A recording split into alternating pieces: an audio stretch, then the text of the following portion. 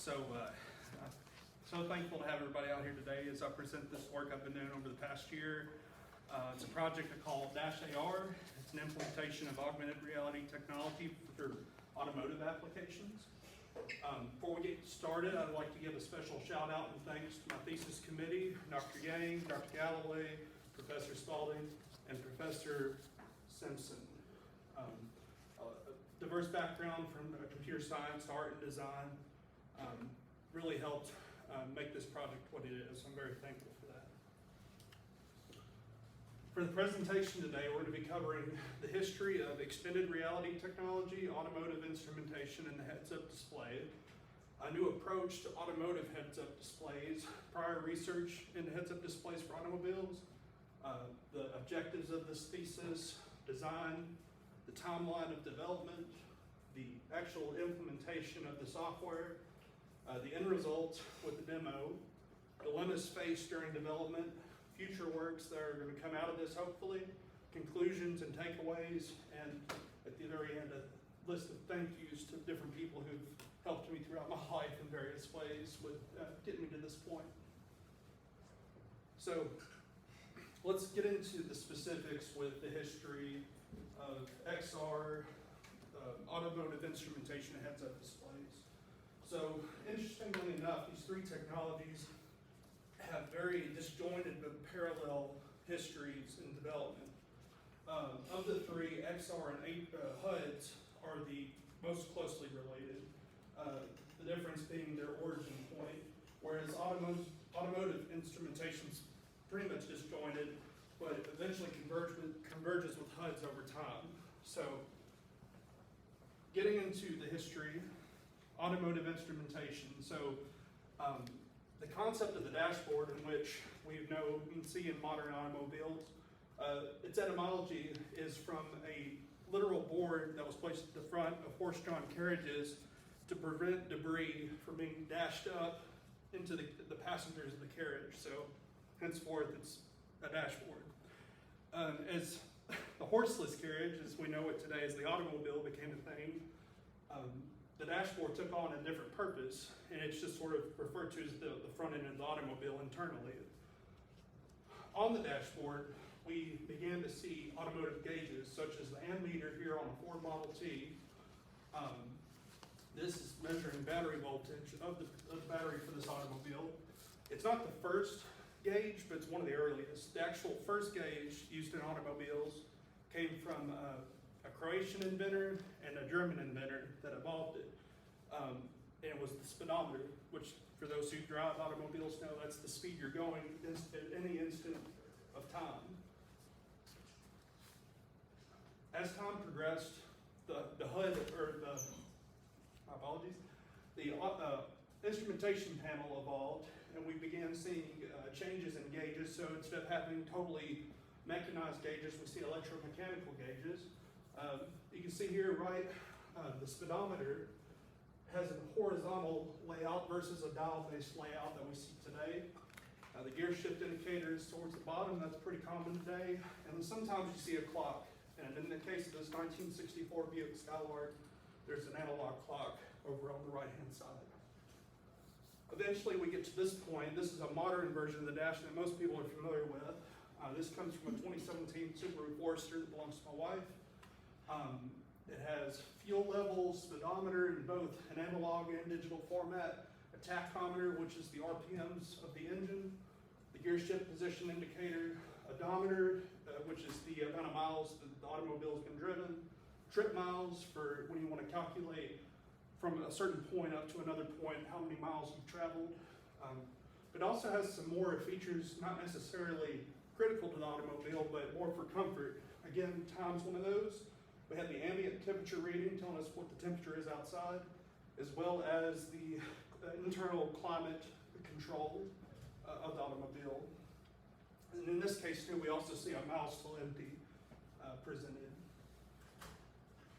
So all that information that we just saw on the dashboard and automotive instrumentation, it is also accessible electronically in a car over a port called Onboard Diagnostics 2, or OBD2.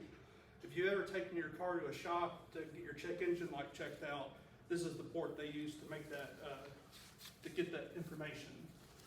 This was introduced in 1996 as a standard by the state of California as well as the U.S. federal government for emissions regulations. So it provides emissions information as well as those operational data points like speed, RPMs, fuel level, and the like. So that port is also useful for a number of other things. Since we can get that data, we can actually use it in an automotive HUD.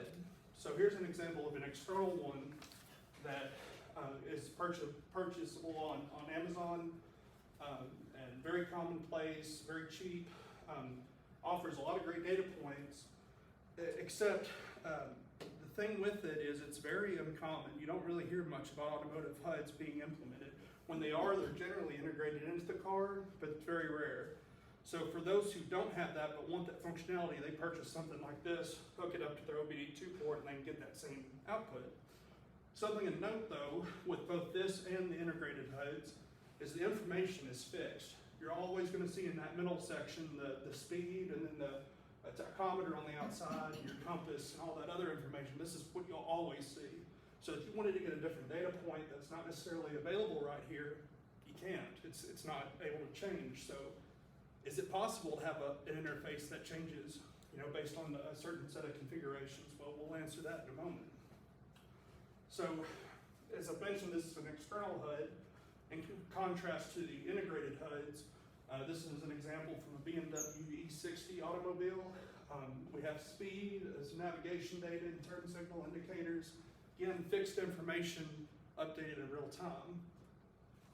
So, where did this originate?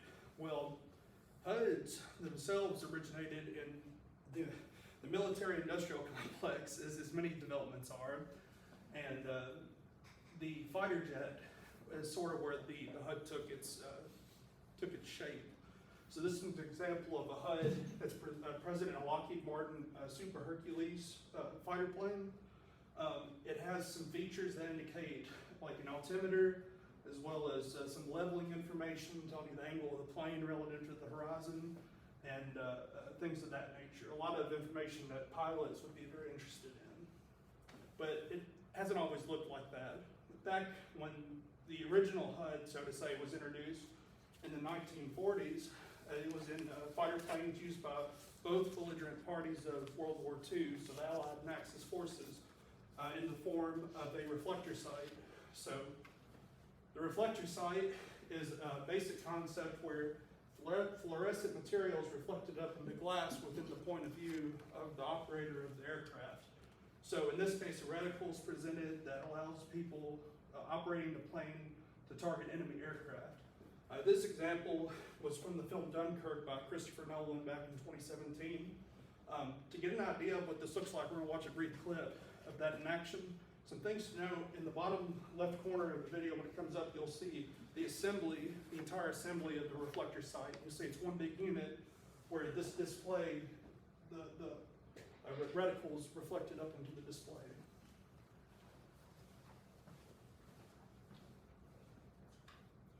So there a second ago, you saw the assembly. There it is again in the middle.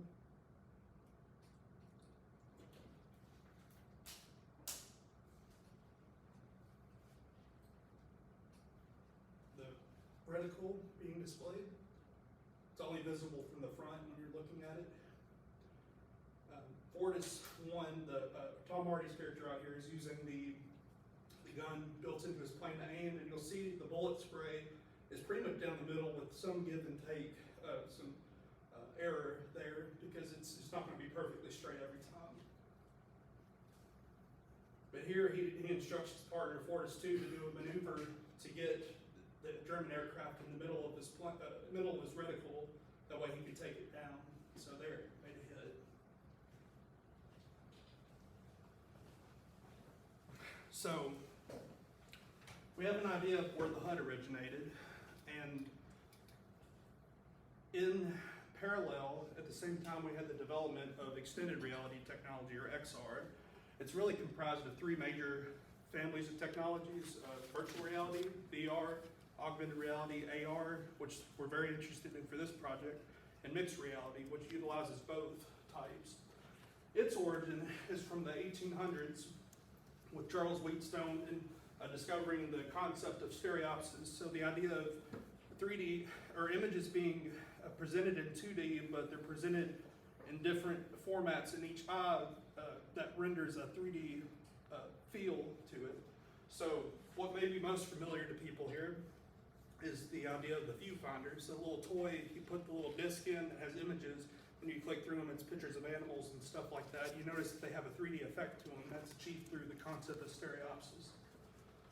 So that's sort of the earliest version of VR, since it's not reality. It is reality, but it's not the current reality that the person's facing. As time progressed, XR technology evolved. Here we have the Sensorama from the 1950s by Morton Healy, and it's a XR technology that presents a movie to the end viewer, but also supplements it with sounds and olfactory sensory, so smells that help create an immersive experience for the end users. Eventually, it became fully electronic through some work done by Ivan Sutherland at the University of Utah with the Sword of Damocles project, which involves a head-mounted display in which an augmented reality experience is presented. We'll also see a clip of this in a moment, and you'll notice when it's going that the HUD itself, the apparatus, is fixed in place, so there's very limited motion by Ivan Sutherland when he's operating it, but at the same time, it's able to add effects into the environment that aren't there, but they are only visible through the AR headset.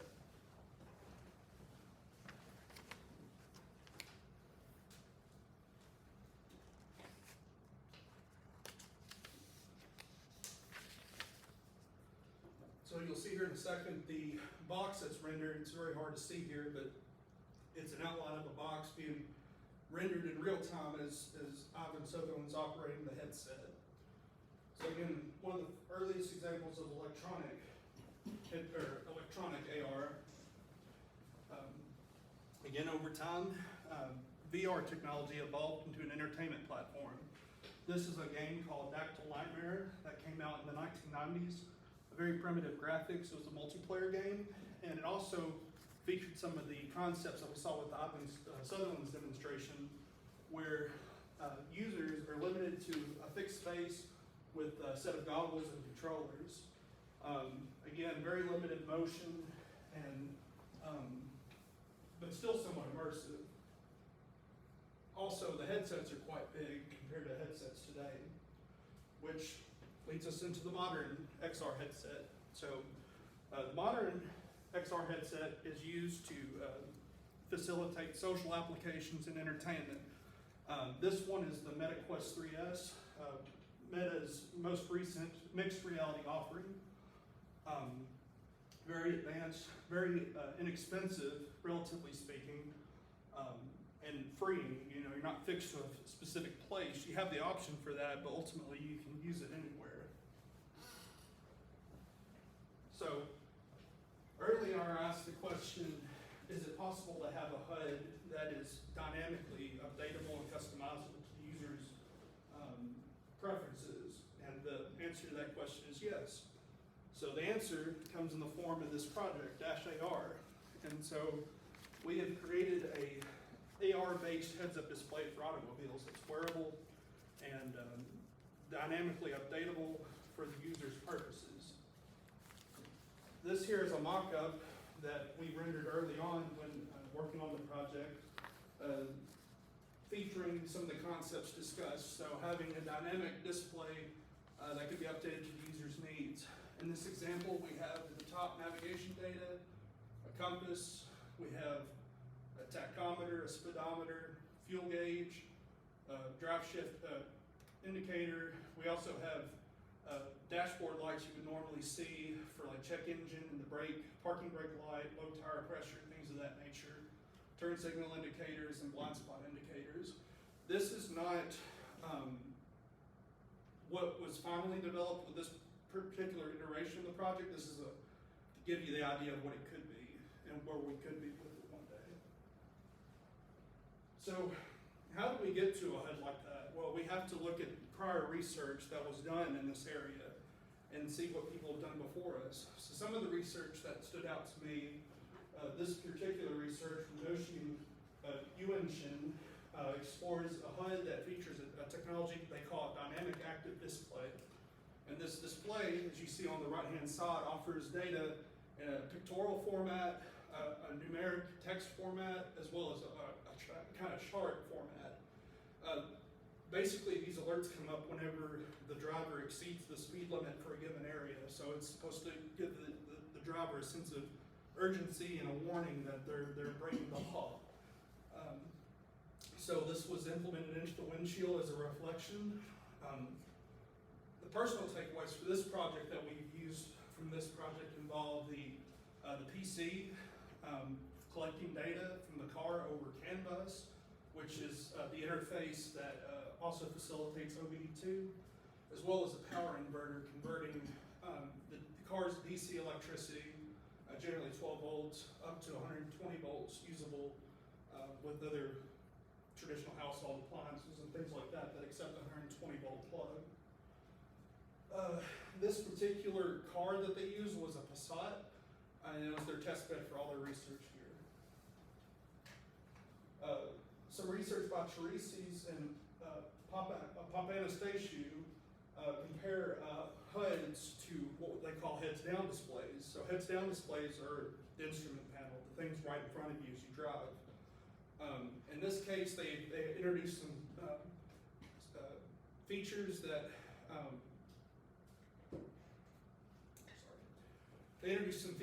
help with driving in low visibility conditions, such as object recognition and computer vision applications. Generally, what their research also found was the heads-up display also helped with eyes on the road time. So the idea of allowing the drivers to keep their eyes on the road as long as possible without having to look away. Some of the questions they asked showed that this was a very helpful tool in low visibility situations, and it worse the user's experience with it, the UX of it, either were very neutral, it really didn't make a difference for them, or it did greatly improve their ability to drive comfortably and confidently. And finally, this research by Halsey continues to explore the concept of eyes on the road time, trying to improve it and make it better through visual indications while driving within the HUD. Now that we've talked about the objectives, or the prior research, now we can get into the objectives of this project, what we're trying to achieve ultimately. So the DashAR system, its name comes from it's a portmanteau of dashboard and AR, so DashAR. It's also, if to make it a little bit more friendlier to say, you could call it something like DashAR, like Dasher the reindeer. It's not just an app, it's a system. So there's three major subsystems. You have the automobile, which connects to the auxiliary power port, or also known as a cigarette lighter port on a car, OBD2 to the car, feeds into a Raspberry Pi computer. Give you an idea what that looks like.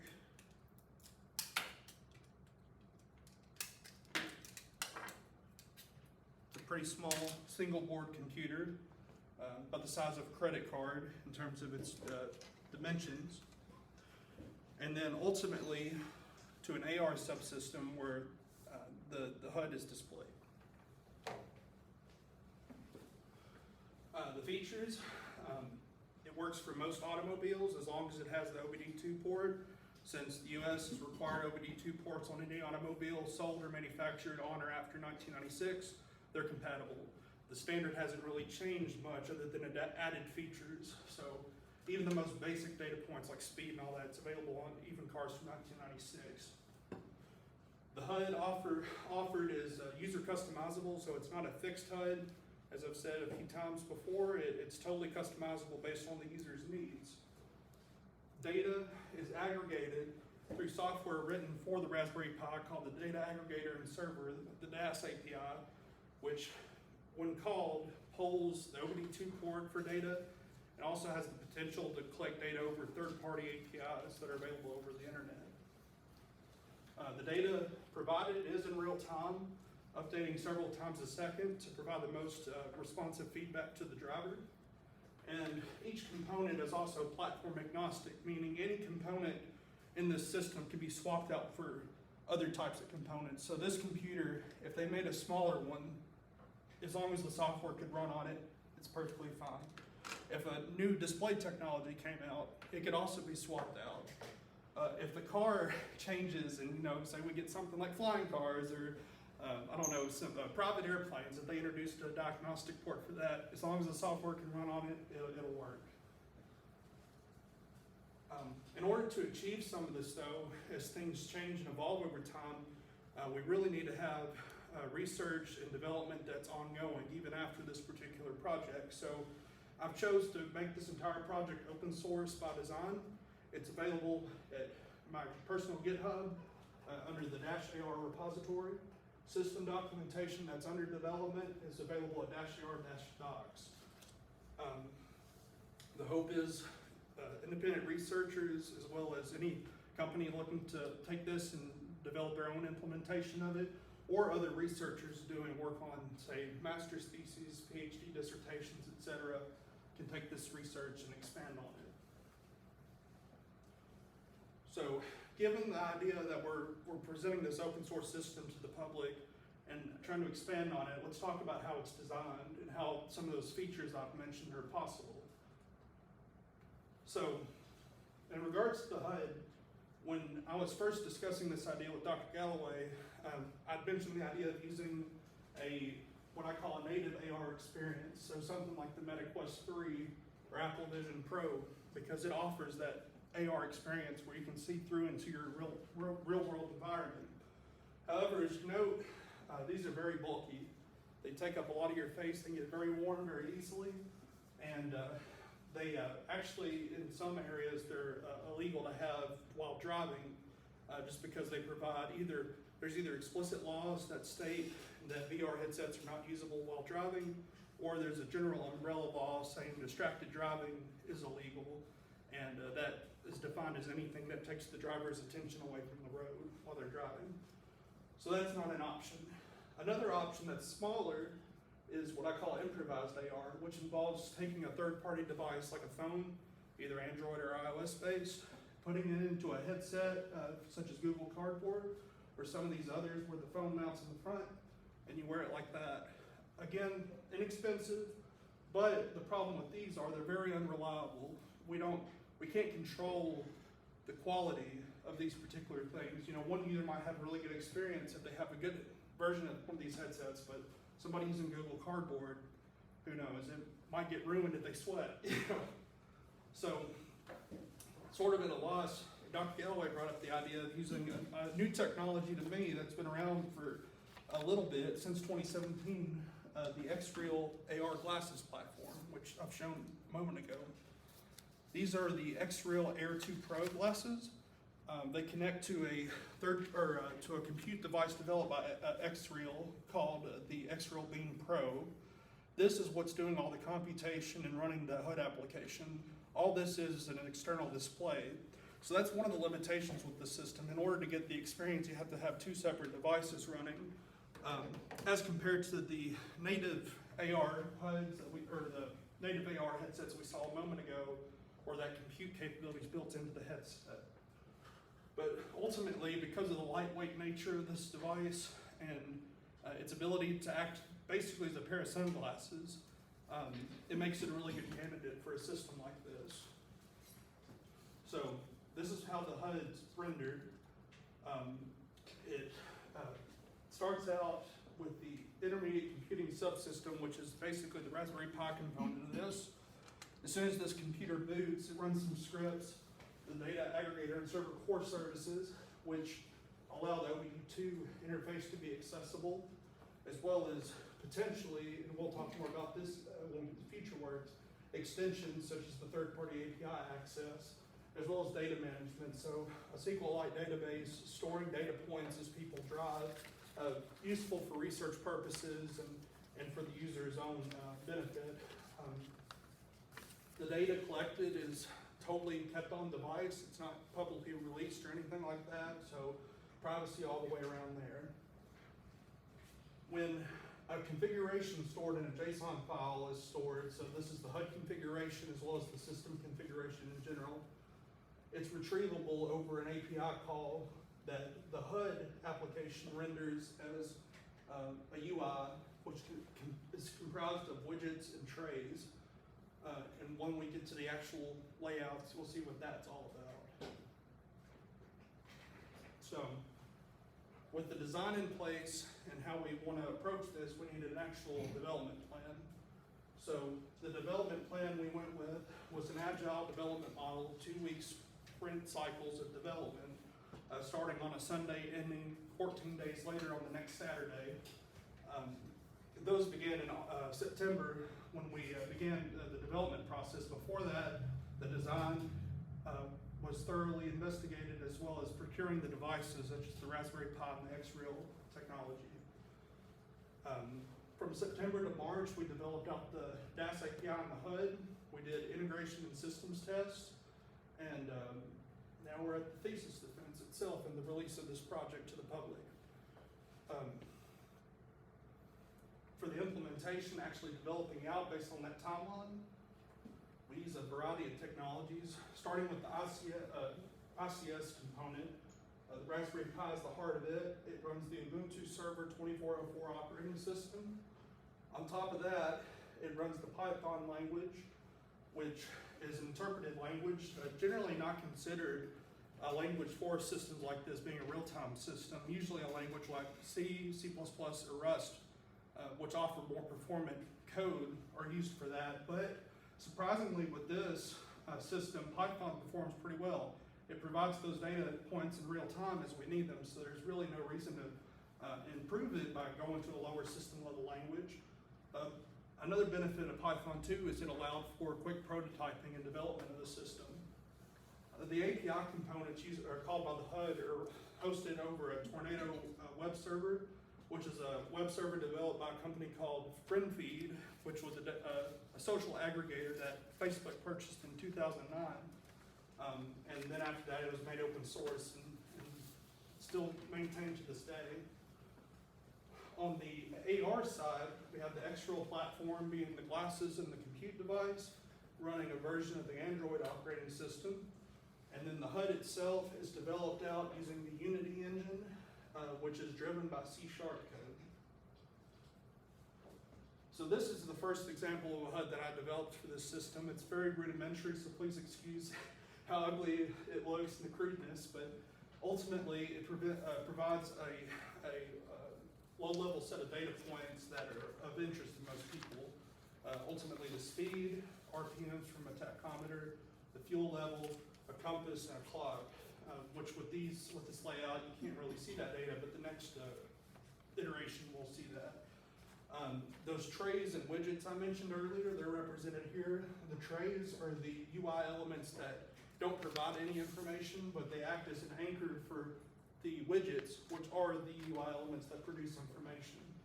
So each tray has a fixed number of points along it, 5 on each one, where a widget can attach, and it attaches at the midpoint.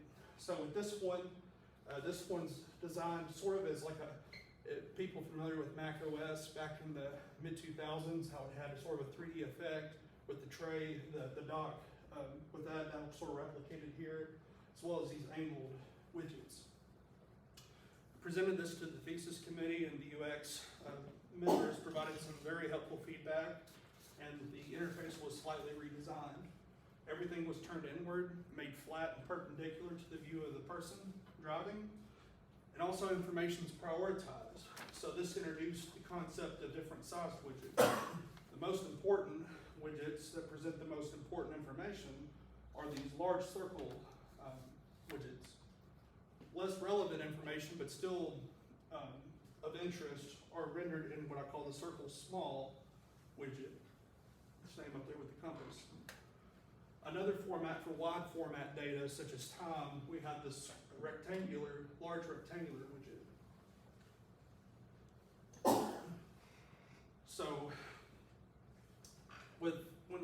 when somebody actually wants to implement this system, as of right now, it costs approximately $790. The AR subsystem's the most expensive portion of this. The glasses are about $400, with the compute device being $200, resulting in a cost of $600. The remaining $190 is in the AR or the ICS subsystem. Raspberry Pi takes up a big portion of that. If you have a power inverter in your car that converts the 12 volt DC to 120 volt AC, this item can go away, but otherwise this is needed to power the Pi. The Raspberry Pi also needs a micro SD card to host the software as well as the operating system, a surge protector to help protect the electronics, the Raspberry Pi and the AR compute, and then finally the OBD2 to serial interface. In this case it's OBD2 to USB, as seen here. So this is what provides the automotive operational data in real time to the system. So we went through the design and development of the system. Let's see what it actually looks like in action. So I have a demo here that I prepared back in November. I presented at a prior conference called ACM Mid-Southeast. It involved my car, which is a 2013 Hyundai Sonata. Here's the setup in the car. We have the AR glasses, which I wear. It's connected to the compute device, which is down here, where the screen is facing up and the device is facing towards the front of the car.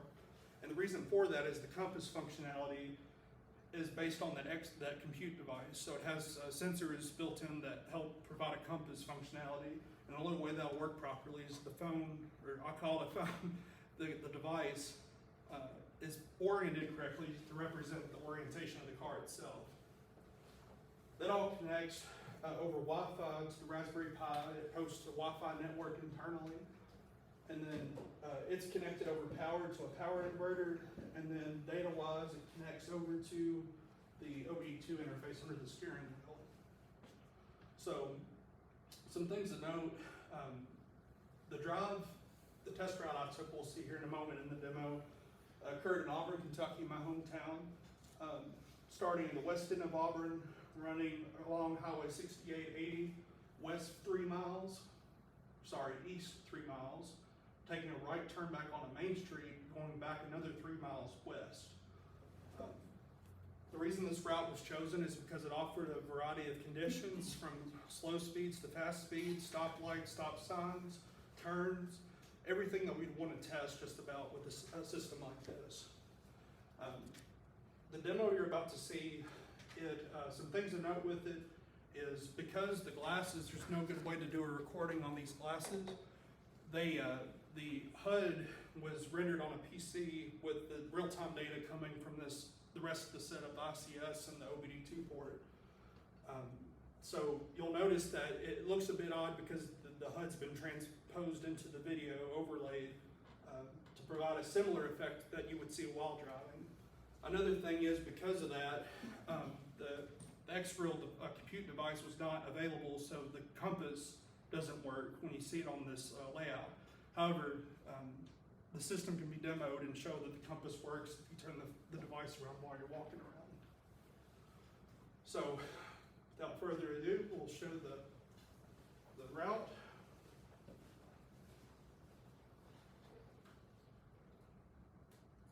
So the way this HUD is collecting data is every 5 frames that the application's running, it pulls the DAS API for new data. So every 5 frames, which if the application's running 60 frames a second, so about that amount of time it would collect data multiple times a second to present that information in real time.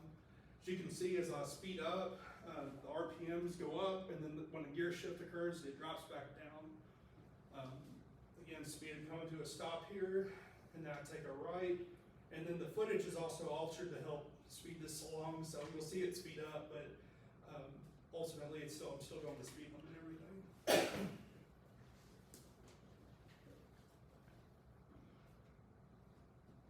As you'll see, the time's updating there in the top right. Again, the speedometer and the tachometer updating in real time. As I start cruising, you'll notice the RPM sort of level out to a consistent rate great. They're sort of within a range, but still very consistent.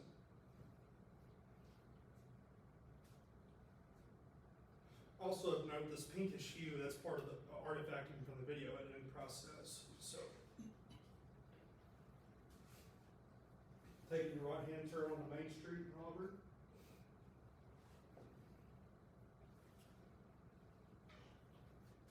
Speed up. Something that's about to happen here in a moment. On the right, you'll see the Auburn Fire Department. And right when I'm passing by that, the fuel level will recalculate. So the fuel level, whenever, it's not a direct read like the other data points. And the reason for that is the input for that sensor it's in the gas tank. As you're driving, the gas tank sloshes, so the reading is all over the place. You know, sometimes it'll read correctly, but as soon as you start moving or turning, it sloshes, giving you various readings. So the idea is by calculating an average of data points over a set period of time, they have it set by default 500 to 1,000 data points. It'll recalculate the fuel level, showing a somewhat accurate representation of your fuel level. So with developments like this, research and development efforts, they're not perfect. And so there were some dilemmas faced when making these developments. And I want to be transparent about that and share some of those with y'all. So the biggest constraint that I faced was time. So working full time and trying to work on this at the same time is very difficult. I found it to be very difficult. So there was some functionality that I wasn't able to implement, namely an application that allows you to customize the HUD easily. The HUD is customizable, but it requires you to go into the configuration files directly and modify them, which for a tech-savvy user, it wouldn't be a big deal. It's pretty straightforward, but for the average user, it's not very easy to comprehend and do, so it requires some documentation on how to do that. The other thing that was not developed was the extensions feature, so the idea of it linking up to third-party APIs like Google Maps, getting navigation data in real time. My hope is these are some of the first things that would be addressed in future works to try to make the system a production-ready system. Otherwise, in its current state, it's really more of a proof of concept system. So there's a disclaimer on the repository that says use at your own risk. So something to keep in mind. Another constraint due to time I was faced was the user experience UX testing.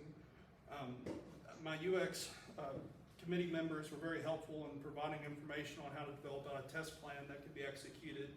And that was all written out and developed where eventually this could be fully tested with real subjects driving automobiles, trying to figure out the best configuration for people and the easiest way for them to be able to use it. Some of the technical challenges involve the hardware. So for example, powering the Raspberry Pi in the car again requires a power inverter, but the power inverter itself, it's drawing its energy from the car's battery.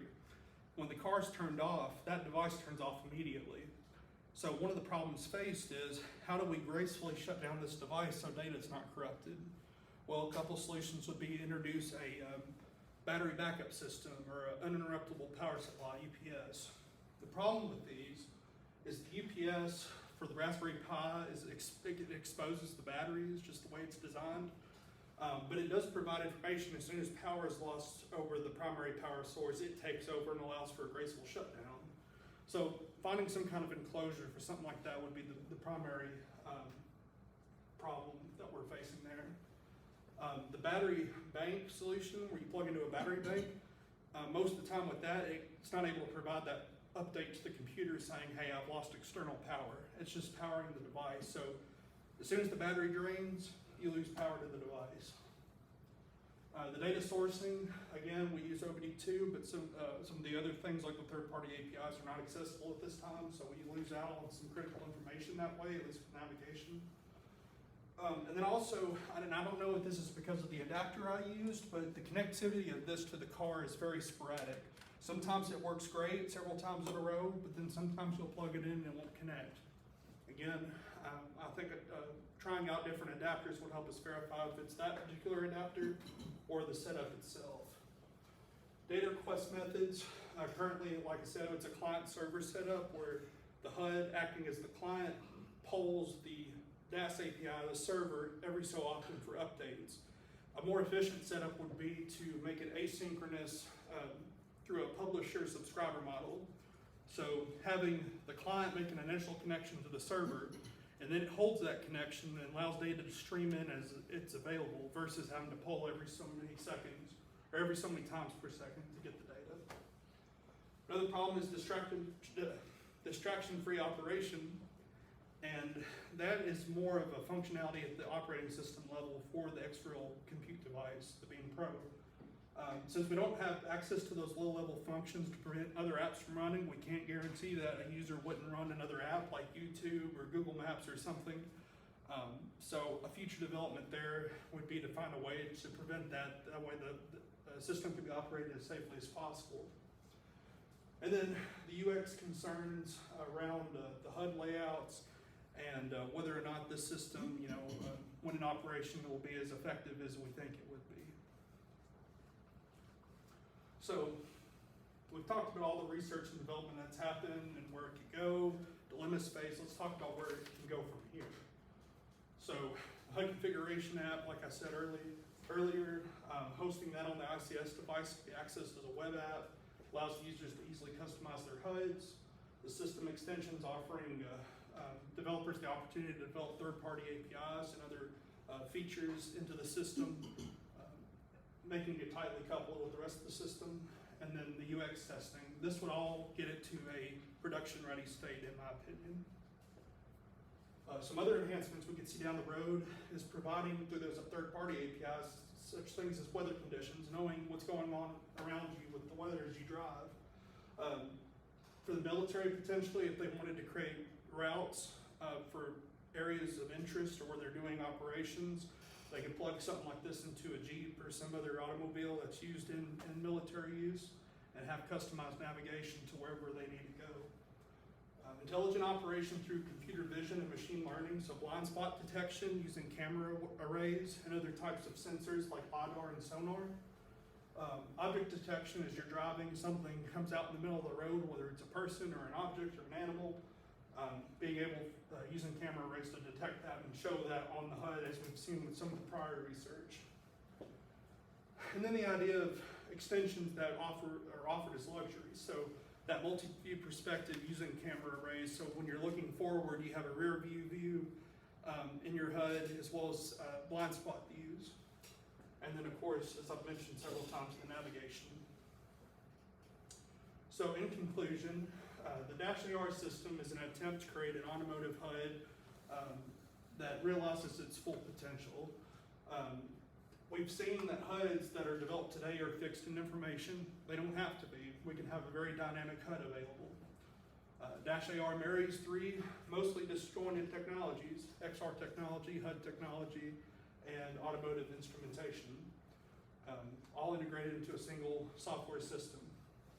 And then through the acceptance through open source, we can expand this project in the open source community and allow other people in to develop features and help fix bugs as they come up and things like that, and helping expand research in this area. So this is where I'll leave you. This is the last HUD design I made in this system. You'll notice, it looks similar to the one I showed earlier, the second design, but what's different here is this HUD here is fully dynamically generated.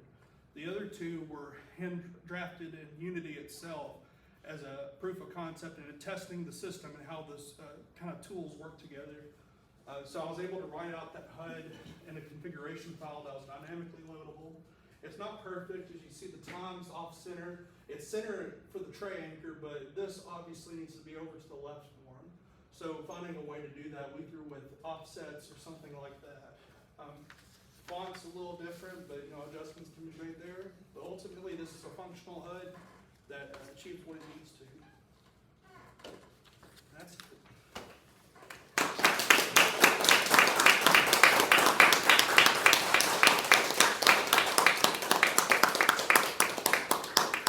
So I just want to thank everybody for again coming out.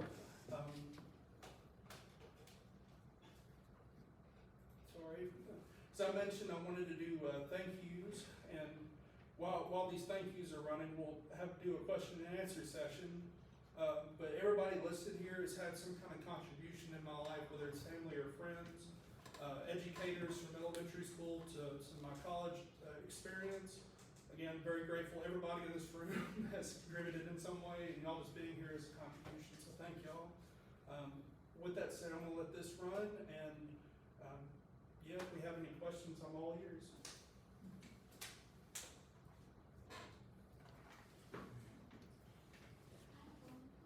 Good. From a user perspective, are the trays necessary? Excellent question. The trays aren't necessarily necessary. They are just there to help guide the user's view into what they're supposed to be focusing on. Really what matters is the tray anchors, which are invisible points along the tray where those widgets align.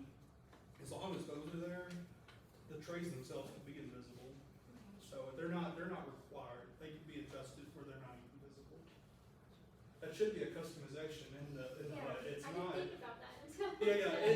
It's not in the customization, but it could be. That would help people if they don't like that. They just want a more simplified view. Anybody else? Will the system, I'm sorry, go ahead. I was just gonna say, will the system be smart enough that you've got two cars in the driveway, you're gonna drive one day the next, you can just go pull it out of one and stick it in another one? So that's another great question. Yes and no.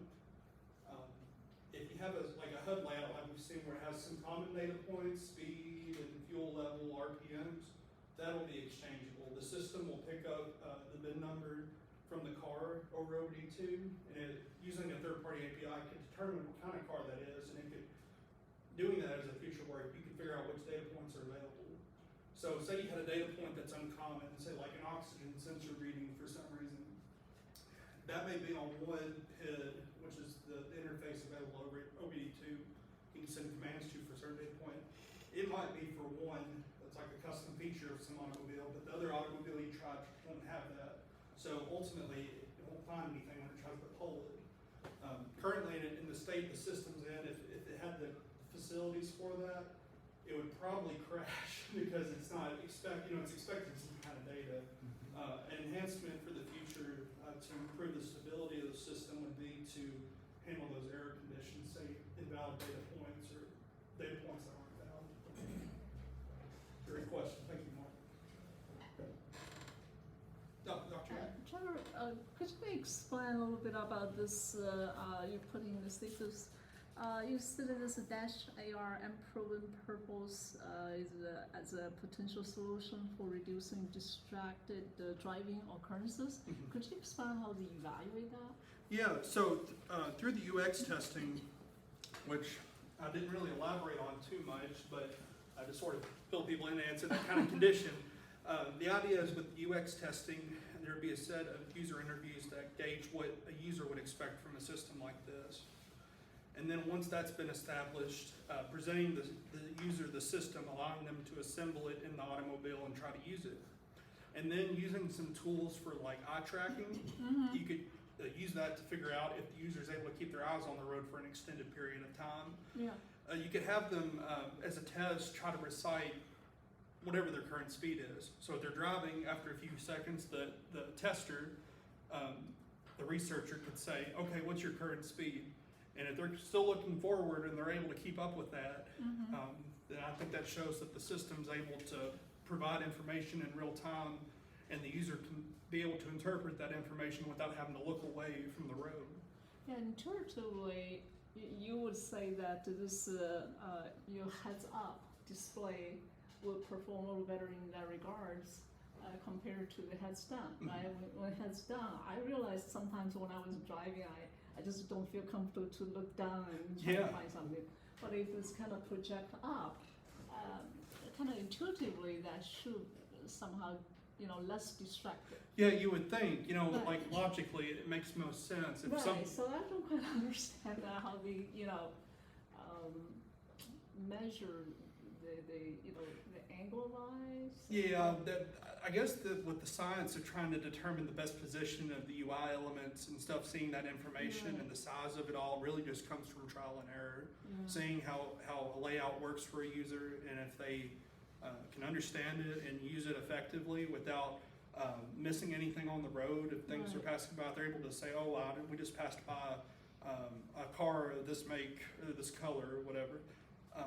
Something that you wouldn't necessarily know without looking at the road, you know, Right. just that kind of information. Because I think that's one of the, I think it's, how to say, the useful thing you're trying to advertise, right? To say this heads up is better than heads down. Yeah. Besides other things. Yeah, and, So, and prior research has suggested that a heads-up display is preferred over heads-down Mhm. displays, but again, it's still a very infant field. It's still in progress. People are still making research and development in that area. Yeah, and also that sunglasses, I was surprised to see how small it's not bigger than the typical kind of Absolutely. sunglasses. It's not that heavy, isn't it? No, yeah, here. So Yeah. yeah, these glasses that they have for the technical aspects of it, they have Sony OLED micro displays inside. Right. And so when you're viewing them, I mean, you see the virtual elements in front of the HUD and everything, but ultimately, you know, you can only see that if you're wearing the glasses. The tint on them also makes it hard to use the system when it is dark outside or Yeah, if the that's weather's the thing bad, I'm like more today. concerned. Right. Like, so Mhm. my rule of thumb with it, or what I suggest when I've talked to people about it, is if you would wear a pair of sunglasses, Right. like in a certain situation, you could wear these as well. Like Right. these could take the place of a pair of Yeah, sunglasses. for daytime, I think this is not a big problem. It's just at night, right? Yeah, Because no- normally you want to use that kind of help Yeah. more at night. Yeah, absolutely, absolutely. So- So one solution to that is getting rid of the lenses of the glasses, these chromatic lenses, electrochromatic, I think that's what they're called. Getting rid of these lenses, I think if you could do that, this would make the system usable at night, because you could see as you would just, you know, if you're wearing a regular pair of glasses or if you're not wearing glasses. But ultimately, these plastic pieces, much like the reflector sight, those displays are reflected into these little tiny plastic pieces that are inside the frames. It's a great set of questions. Thanks. Any others? Dr. Galloway? I think mine's more related to other extensions for the project, Yeah. including like hard longevity, and since you do have a compute device, how we can display that in the headset, such as most efficient driving styles, so you can create a model, a machine learning model that can determine over time like how fuel you consume based on your driving styles. You may be able to like tell that to the driver with like, you know, if you slow down, then Yeah. I mean, then there's other things you can show too, since you do have a compute module that can gather physical data like accelerations, Mhm. that kind of thing, tire and wear. Yeah, no, absolutely. You can, you know, as you accelerate harder, that's going to be an issue with longevity of like different parts. You can also sense Yeah. vibrations. Absolutely. So like you said, with the extensions feature, you could really integrate into third-party APIs that offer functionality like that, or if the device was computationally strong enough to support and you had the performance that you could get out of it, you could run those kind of machine learning models and computations on device while you're driving. It wouldn't require the internet, but I think that's down the road personally. We're seeing some advancements with at least the machine learning side of things, being able to glean information like that from a fixed set of data points. Yeah, since you have access to acceleration data, you should do, and plus you also have RPM data and speed, velocity. Engine load is another one I didn't mention, but it's also available.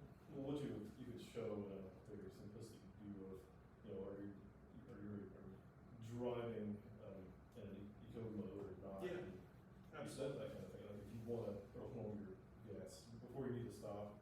Yeah, But also absolutely. think of other things too, like you can keep count of like how many miles you have on your tire versus your acceleration, and you know, reduce your life. Absolutely. That kind of thing. No, absolutely. I think that will lead to more informed automotive operators, like drivers, as well as owners of automobiles, just being able to maintain their automobile as effectively as possible. I mean, machine learning approaches also play into the fact that you have data over a long amount of time. So, for instance, if you're in a certain spot, so if you have GPS connected to it, and you're sensing vibrations, and then you know your later vibration sensings are different, it could be that you're having a potential wear. Mm-hmm. you're not gonna see a typical HUD display telling you that, but over time, that machine, that trained set would tell you that you're sensing the differences. And if you have the ability to, going off that, you know, if you could track not only your GPS coordinates, but weather conditions and the temperature and things like these other variables that are around the automobile, obviously it's never gonna be, you might see, you know, on rare occasions, 2 different days have identical conditions in the same spot, but, you know, you can sense patterns based on that. You can determine, okay, well, in rain, the tires I have aren't performing as well as I should. You have 15,000 miles on your tires, you should slow down. Yeah, exactly, exactly. Right, yeah, stuff like that. Yeah. And it would still have to be pretty soon, especially because you don't want to distract them. Yeah, absolutely. So, Driving. that's one limitation with the HUD. Like I mentioned, there's 10 tray anchors that widgets can be attached to, and there's 2 trays, so 5 each. And the idea is limiting that so you don't get this point where you have all these widgets all over the place. You know, it sort of limits it. It's a self-imposed limit, arbitrary limit, but it sets up a method of a layout that could be less distractful than other potential layouts. Any other questions, please? Just from a user experience perspective, how might users remember to carry an extra object like glasses with them as they're driving? That's a great question. So, one thing I'd recommend. I think that would be the biggest Yeah, hurdle, for sure, to be for honest. sure. Is, you know, absolutely, and the nice thing about this appliance, this extra glasses and the AR, or the Beam Pro device, is these are general purpose AR devices. So you can run a number of apps on these, so you can take them into your home and run stuff totally independent of this system. You know, these aren't specific to.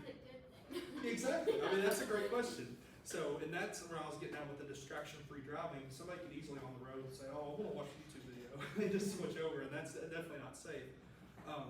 But the trying to keep track of where it is, with unfortunately, there's no cellular capabilities with that device. Even though it looks like a phone and it quacks like a phone, it's not a phone. It only has Wi-Fi. So basically, if anything, it's like a Wi-Fi based tablet in a sense. In terms of its technology. So, I think the key fob and the glasses would somehow have to. Come together. you'd have to have something like that if you wanted to. And in my opinion, too, this shouldn't be a system that's forced on the people. I think it should be accepted by people if they desire it. You know, I think for some people, the automotive instrument panel that's been around for decades, it works perfectly fine. People are they're used to it. They can navigate without any issues. This is for people, I'd say, that are interested or have trouble focusing on the road, as well as even new drivers just getting used to things. You know, they get to have this information. It helps them keep their eyes on the road. So that's just my opinion on it. Yeah. One last question, and it occurs to me that we may have talked about this, and I just can't remember. But I think the glasses have earbuds, and I Yes. wonder if this thing could evolve to the point where you can get notifications or warning messages or something like that via audio. Yeah, absolutely. So the audio technology in these glasses, it's 2 speakers. So they're not really earbuds you plug in, but they're just speakers that are built into the frames that project sound. So the nice thing is if you're wanting to watch a movie, for example, you know, you can hear it and see it. But like you said, yeah, in a situation like this, if there were audible alerts saying like, "Oh, hey, your fuel's running low," Yeah. you know, it could give you alerts by audio as well. Because I know sometimes in my car, for example, I don't get the visualization that my fuel's low until the low fuel light comes on. And if I'm not paying attention well enough, I might say, "Oh, I need to get to a gas station," you know. But having an audible alert, I mean, it's like, oh, it's more obvious that I need to do something to rectify the situation. And you can potentially offload some of the visual cue markers to an audio marker for a less distracting, display.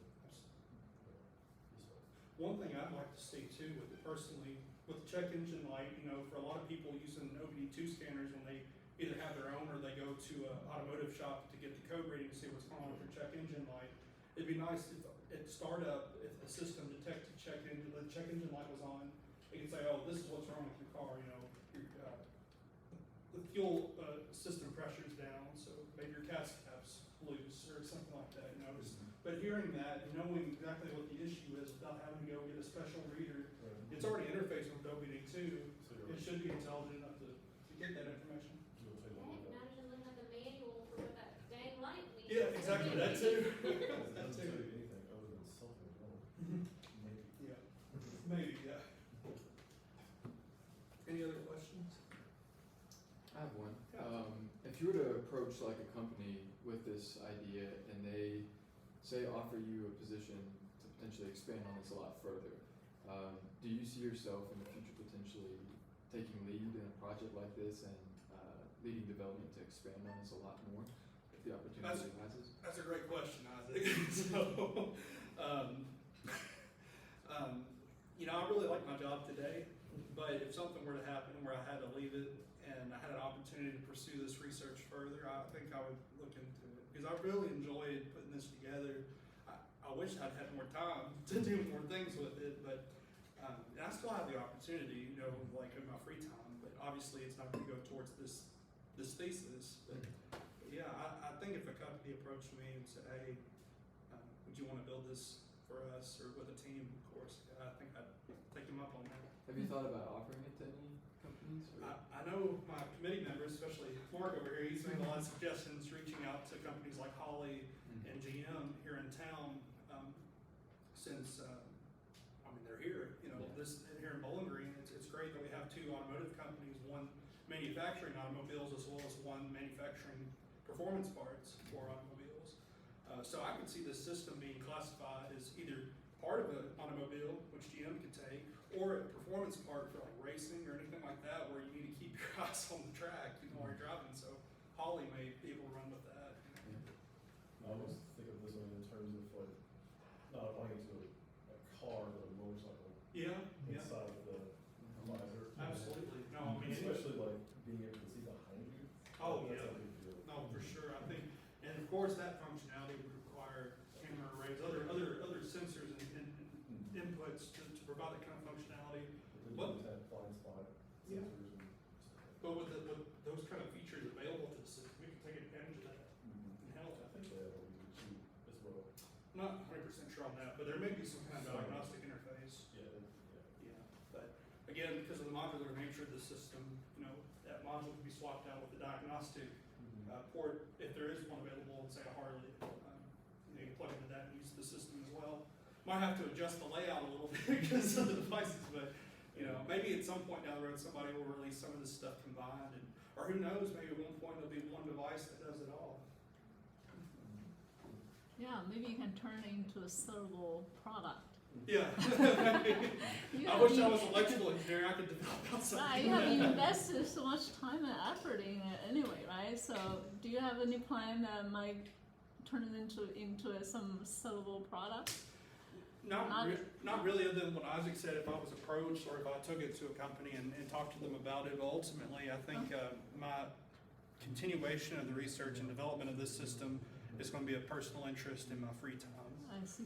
So I don't have any plans right now, but if something may change, that I might decide to reach out and go with it. So, great question. Any other questions? Okay. Well, again, I'm so thankful that y'all could be here to listen to this. This has been a long time coming. 9 years I've been working on my master's degree in the past year on this particular project. I've been very grateful to have all the support of everybody in this room. So thank y'all again very much. Thank you.